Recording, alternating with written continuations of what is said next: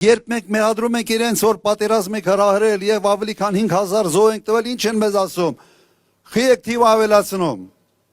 5000 չի քիչ է, հատկապես մի պաշտոնյա կա, Հայաստանի ամենից թքամ պաշտոնյան։ Թքող պաշտոնյան, չգիտեմ ճիշտ բառը ոնց է այստեղ կարելի կիրառել։ Մարդկանց երեսի թքող։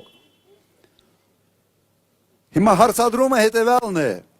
Իմ կողմից դուք դրա այդ երիտասարդներին, որ զորակոչել եք, զինկոմիսարիատներով ցուցակներ ունեցել եք, թե ոչ։ Մարդիկ անուն ազգանուն ունեցել են, թե ոչ։ Որ բերել եք այս զբորնի պունկտերում մեքենաները նստացրել ու արկել պատերազմ։ Այդ մարդիկ անուն ազգանուն ունեցել են։ Դագաղները, որ հետ են եկել մեքենաներով, համարներով են եկել։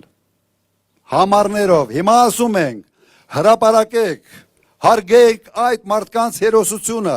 մեր հերոսներին հարգեք, տպագրեք, մի հուշամատյան սարքեք, թող բոլորը իմանան, թե ինչ է, եթե մենք սխալվում ենք քանակի մեջ, ներողություն կխնդրենք,